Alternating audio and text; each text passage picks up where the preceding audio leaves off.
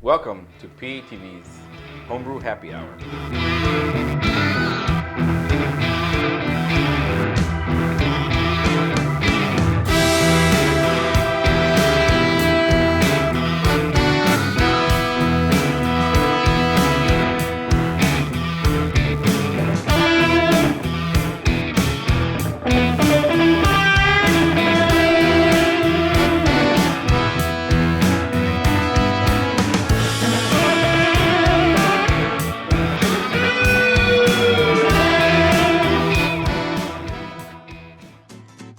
Today's guest is Mr. Gary Gavin with his Chinook Fresh Hop Ale. Gary? That sounded rehearsed. I don't know. Well, no, it wasn't actually. I just read it from your paper, Yeah. your beersmith. Yeah. Senor Gary, Yes, sir. would you like to start off with a quencher of thirst? Sure, let's try that Westmalle. Yeah. Just since it's sitting there, I mean, it just happens to be there. So it's a Belgian Trappist ale. It's a double. It's a double. It's nothing like what we're going to drink later, Yeah. so it'll be a nice... You think it'll be okay then? Oh, yeah, it'll be fine. All right, so we need a bottle opener. Does anyone have a bottle opener? All these brewers here, no one has a bottle opener. Well, Can you I'm believe not that? driving right now, so here comes one. Oh, it should be, what, you have here, one in here your... comes right here. Oh, hey. the producer Actually, has it's in it. my He's a coat, but I don't know producer. where my coat... Oh, there's my coat over there. Yes, I did have one. I figure we start with these old dudes that have been brewing for a while, you know, and maybe taste their beer. Exactly. Thinking about history, thinking about what we're doing with our homebrews, you know. Right. So I thought, maybe, well, let's understand beer by tasting some of this old That stuff. sounds great. Tasting the beer, that sounds great. Well, yeah. We're always tasting beer, though, like always. Cheers. Prost. Nostrovia. Salud. This okay. It's super carbonation. So the head on this is just incredible, and is it because of the transportation by the time it gets here, or is it very typical for this beer? I think mostly because a lot of people like to drink this beer a little cooler than refrigerator temps. As you let it warm up, it releases more CO2. It becomes a little more bubbly. You were talking a lot, that's why it got like warm. You know. Wow. You know, the If you let it- yeast, yeah. Let it sit, and it I'm in a hurry to develops get more to your beer. complexity. Yeah, well, let's not hurry. Why There's not? always time. We don't. We have to like hurry up and produce this. Okay, well then, in that case, this is nice. It's nice. That Belgian style, you know, that for me it's always been like spicy, you know, like certain spices, you know, and I always with Belgian style, which is it's really not my favorite, you know. I guess because I started drinking in California when I was in college, so a lot of the brews that I was drinking were West Coast, Sierra Nevada, you know, Lagunitas, and Hoppier Guinness. beers. Oh, that's not really a West Coast IPA, but it's Irish. it's different. Yeah. Let's share this beer with our guest here tonight. I think it's a good idea. And then we'll go back to your beer. I think so. Would you like to? Oh, sure. Since you're here, Jump right in. So I have a hand that can pour, and you have. drinking Well, some I think classically good beer. It's like, how can I a resist? slanted glass might have been better for that. You've got some foam there. Would you Yeah, care he for got some the beer? he got the CO2, That's and right. I got the beer. So You guys want to try some of It'll this? calm or- down. Yeah. yeah, we have a few more. Just the hand and the beer glass is all we need. Yeah. It's probably the classic Belgian double. I love doubles. Yeah. They're wonderful. They're malty. They're clean. Very malty, and that also kind of what gives you all the foam. Right? Yeah. Lots I don't of get as- lots of malty proteins. Right? I don't get as much spices out of a double. I get the malty flavors and the Yeah, caramel malty, flavors. I love the caramel. caramel flavors of a double. Yeah, the spiciness comes from the yeast, certain Belgian yeast. Not all. Yeah, of the them, yeast. So This isn't quite as phenolic Right. as some spicy, the but it's phenols. very good. but it's the good phenols. The spiciness is a good phenol. Right? Clove, spice. Yeah. Wonderful beer. what's a good beer? Yeah. As opposed to bad phenolics, which can be medicinal and smoky and not good, right? So.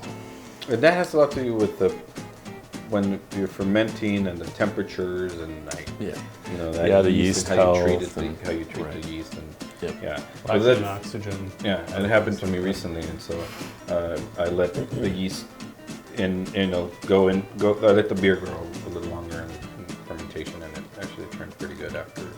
Oh. It took a while though. Cleaned up. Yeah, Wonderful. Cleaned up. It did definitely clean up. Yeah, it's a lot of thing with Belgian beers. You kind of maybe start them off slow with the yeast and the fermentation temperature, but then you just let them go, right? So let them finish out.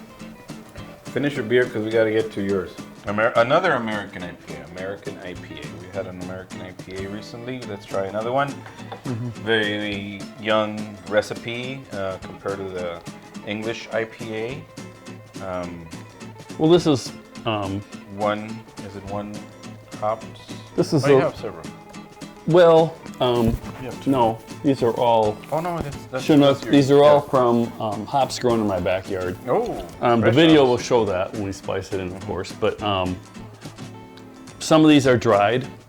Some of them are fresh, and we picked them while the boil was occurring, and then we dumped them in the whirlpool at the end. And that's what gives this particular beer a really, very hot, a lot of hop flavor, but a lot of almost vegetal flavors. You Freshness, can yeah. taste the grassiness of it a lot. We were wearing gloves, so careful with those man boobs. Right. The thing about When hops is picking the hops, that's what we're wearing gloves when picking. hops have a lot of female hormones because all hop flowers are from female plants. So Flowers, historically female, only young women maybe. picked hops. Now that's not the case so much anymore because we're more aware of why You don't look like it a does what man it does. woman. No, I know, but I wear gloves, so I'm okay, I think. But anyway, so we were careful about that. Anyway, we put a lot of, we put almost a pound of wet hops in the boil, or in the whirlpool at the end. And that equates to about 4 or 6 ounces of dried hops. So, but I used some dried hops that I harvested previously from the same harvest from this year. So they're all from pretty much fresh Chinook from this year. And Chinook is a variety that's native to the Northwest. I think it's the Chinook Valley in Washington State. I'm not sure if it's the Chinook Valley or the Chinook River, but it's very piney, grapefruity type of hop. And so you should pick up some notes of that in the beers we're drinking. Your system, what kind of system do you run? I have a, it's a Blickman Brew Easy. It's a 10-gallon, it's electric. I'm still adapting my house to it. The first time I brewed with it, I created a steam bath in our house, and my wife about killed me. Then after that, I eventually came up with a system that is basically, it's like a shower curtain around You're gonna see that. a large Shark. vent, Yeah. and it's in the clips, and that works very well, and it allows me to brew without creating a steam bath in the house. So, You went all electric, and before that you had a gas system, yes, and you had been brewing with that system for how many years? almost 20 years. 20 years. And, over the years, literally, did you make any changes other than like repairing some of it? Because I had the opportunity of brewing with you in that system. And Right. Not really. I had kegels, which are beer kegs that were abandoned, and these were actually abandoned. I got them from a distributor here. He no longer wanted them, and so we used those.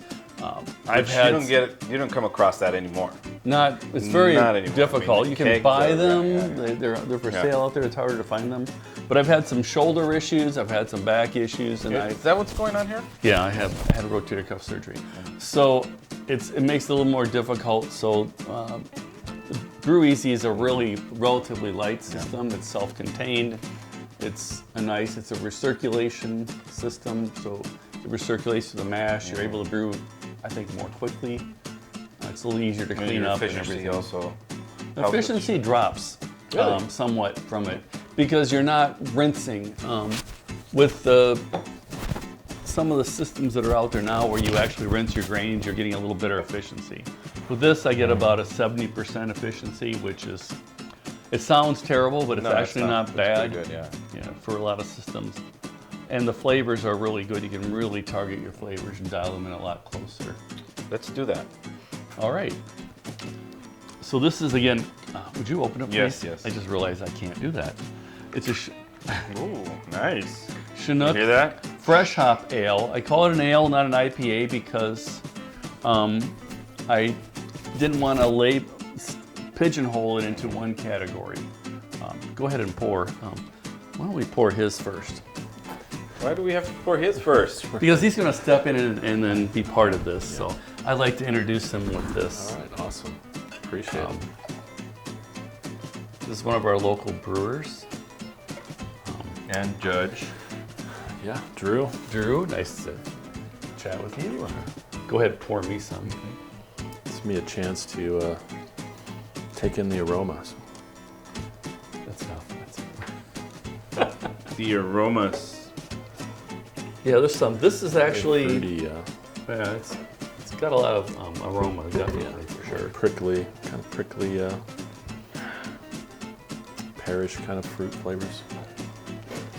It's very, there's even some apple-ish flavors. Yeah. Sharing's I noticed caring. too. Let's get But some. that's more the Kind of the fresh from the tree fruit, grassiness of right. it. Yeah, it's really You know, different. yeah. I mean, compared to other IPAs you've tried, this is a completely different type of flavor. And it's not meant to be exactly like a traditional IPA. Well, traditional or American, you know. Any kind of. Right. And You definitely have that bitterness, and you know, as far as the color, it's a beautiful color. I mean, your beersmith, it's almost on par with our color printer, you know. Yeah. But as far It's very as fresh too. yeah, very fresh. Now, does Still a little hazy, right? So. the head, when you know, it's not as heady. Brewer Gary, July 21st. It's very not fresh. as fresh as you would think. I was thinking more fresh because of the hops. September. You're talking more October. fresh as in its Right. age. Yeah. You know, since when it finished. 3 months since it was brewed, so it's still relatively new. But for a hoppy ale, this is almost past being Right. fresh. Getting past. But this was It's still so got a intense. lot of, initially. I would assume, hop oils there in the suspension. So it's still a little cloudy. Right. Everything hasn't dropped out yet. So. When you see the final product of this, the hops that were dumped in were literally picked as the boil was I see. happening. Fresh. And there was fresh hops. probably a third of a 5-gallon bucket So of they them going in. were they wet hops or Yes. you dried them first? Wet. Just wet hops. Wet, okay, yeah. Right off the vine. We had some into the dried brew. that I threw in for bittering as first hop, first wort hops, which add a little more flavor than just boiling them. Yeah. But then this was it, and we just dumped a ton of them in. So when you do the wet hops, it takes like a ton because they're wet. A lot of the weight is water, right? So Because they're hasn't wet, dried yet. is it that they have less type of resins or oils because you don't have that bitterness because they're so fresh? Well, it's still there. It's just if you're weighing them, like normally if you go to the homebrew store and buy hops, I get an ounce of hops. They're dried. So if I'm going to get them right off the vine, you probably need like at least 3 ounces to equal 1 ounce of dry So the hops, concentration. Right? If you're just of- weighing them. Yeah. Okay. Yes. You know, it's a. I mean, I was there. Yeah. I was with this guy, but it does not taste as bitter as I think it would be. Maybe. Does that make sense? I think that's why he called it ale, right? I assume a lot of the Fresh hops hops. were okay. like say you put in some for bittering, but then most of the fresh hops were Right. later in the boil. Everything was first wort or steep. And so when you do that, you end up getting the first wort hops will lend more bittering than steep hops, but they still are milder than boil hops. If you go with steep hops, you get a lot more flavor. But in this case, we had fresh hops that were wet hops, and so as a result, we got a lot of grassy flavors too in that. So. I was gonna say I'm not picking up a lot of the grassy. I was gonna say it's fresh. I can that essence of freshness is there. Is that a commercial? It should be, but it's not grassy. right? You know, it's more bitter in that sense, but not the kind of bitter that I was You're not expecting. getting a lot of chlorophyll, Right. like green flavor. But it's great. Carbonation. Is it forced carbonation? Yes, this is all forced. Yeah. It's been in the. It's got fairly decent levels. It's a lower level carbonation. Right now, it's kind of it's been sitting in that for a while, so it's lost some carbonation. But I don't. I kind of let it sit on like 10 or. I carbonated to about 10 pounds, and then I let it sit and let that kind of become part of the beer. So it was a Nottingham yeast, which is an English yeast. Right. It's a Which also really kind of lends to that kind So of would that fruity still count as an pear, American IPA? well. apple It's not an flavors. American IPA. It's not an American yeast, but it's American IPA. The other ingredients are, and I'm not sure. Wait. This is a dry. How can you call it an American IPA without an American yeast? It's got American hops. Because the yeast isn't part of the flavor. This is a clean yeast. So If you're gonna be American, you're gonna be American. Yeah. right. The other thing I did to try to help them. That's the beauty of homebrewing, though. I mean, really, because it's like you can do whatever the fuck you want and turn out a great beer and really enjoy it. I mean, really, it is. It's multicultural too. It is, because like here you have like, you know, lactic acid that comes from like cows maybe. And over here you have like Turo that's like Actually, coming I used a German Pilsner malt too. See, there you go, and you're still calling it an American IPA. And I used a German wheat malt. I don't think so. Regardless. And I used a German Melanoiden. See? Oh my God! You're I violated several international standards. But well, not just like used that. this guy over here. That's what makes it American. It's a melting pot. There you go. I love that. That's. And they all came together. I used lactic acid too. That has comes nothing. from a cow. Comes from a cow. That has nothing to do Maybe. with how we harvested the hops, though. Oh no. Oh. No. Okay. Not from That- you or me. Basically, what I was trying to do with that was to lower the pH of the mash, and that would eventually help to highlight, accentuate the hop flavors in the final beer. The melanonin more in the color? Is that what you Strictly were for color, Yeah. it adds a little tiny bit of caramel flavor, but it's more for color. It adds a tiny bit of orange color to it. Yeah. That's kind of the biggest difference between American and British is that malt choice between making it a very light beer and making it a little caramely. The British are usually a little more caramely, toasty, a little more, darker malts. In the malt side, yeah. Not really dark, but just like the toastiness, caramely. The hop, I had to call it an American IPA because of the hop. That's pretty much the reason why I determined it was an American IPA. You can do whatever you want your recipe. We're just gonna enjoy it because it's great. It's But- really good. I need some more.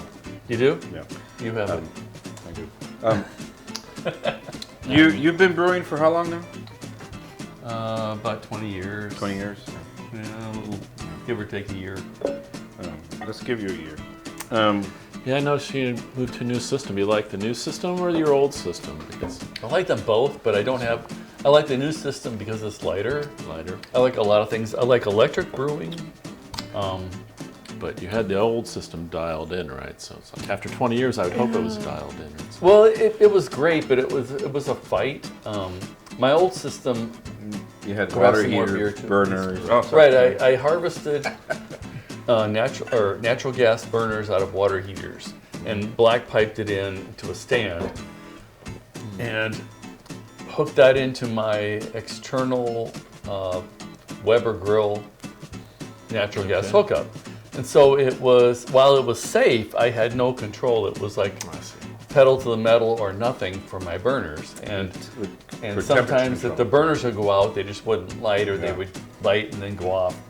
So Or- that was or- 20 years of wrestling. Or the for weather. us. 15 years really. Compensate for the Yeah. You had like the a process. cement asbestos cover for something for the Right. weather. Yeah. That was so that it wouldn't melt other things. I had Duroc cement on the sides of it too. I It was remember. a totally Fire retardant.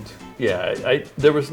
I didn't really spend a lot of time thinking about it. When I had a problem, I'd go see what I had in the basement and used it to fix it because I didn't. It worked though. I mean, that's Yeah, the beauty of it was- like yeah. homebrewing.